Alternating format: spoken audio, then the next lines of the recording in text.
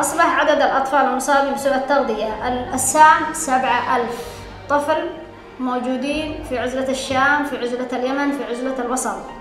هذا الأطفال يتحولون من السام إلى سوء تغذية حاد وخيم، جلد على العظم.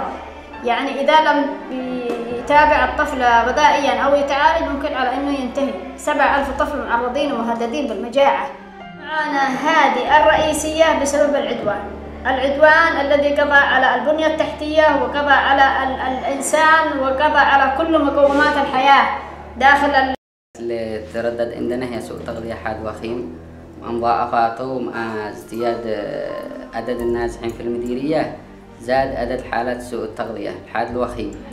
لذلك نحتاج للمزيد من الدعم للقسم في الجانب التغذوي، مثل الحليب للأطفال للقسم داخل عشان المعالجة الداخلية للقسم.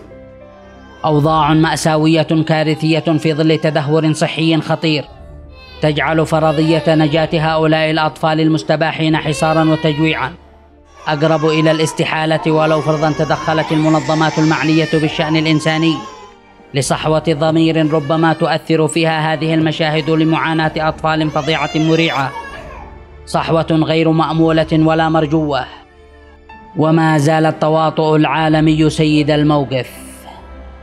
معنا أطفال يعانون من مضاعفات طبية أخرى، مثلا أمراض القلب وضمور في الدماغ، تحتاج إلى نقل طبي إلى مستشفيات أكبر، بحاجة إلى أطباء أخصائيين.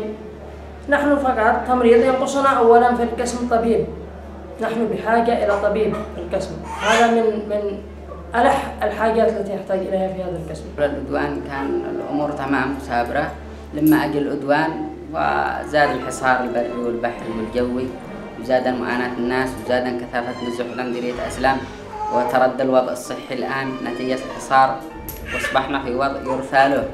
الكهرباء مشكلتها كبيرة، ما مش كهرباء.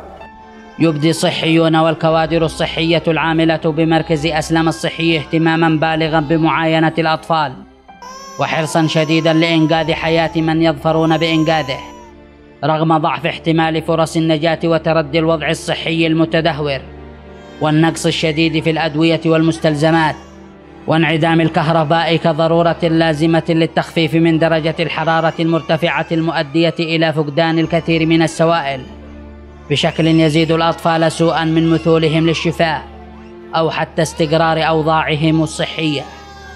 ينقصنا الكثير، مثلا الكهرباء لا تتوفر، معنا منظومة شمسية يا دوب تشتغل لحد الساعة 8 أو 9 مساء تطفى، نضطر أن نشتغل في الليل على فلاشات الهواتف. والله العدوان إنه حاصرنا وجوعنا، ولكن لا يذلنا ولا نخضع ولا نركع إلا لله، وسنواصل مهما جعنا ومهما تحاصرنا ومهما حلقوا بطائراتهم، والله لا نخضع إلا بقوة الله وحوله.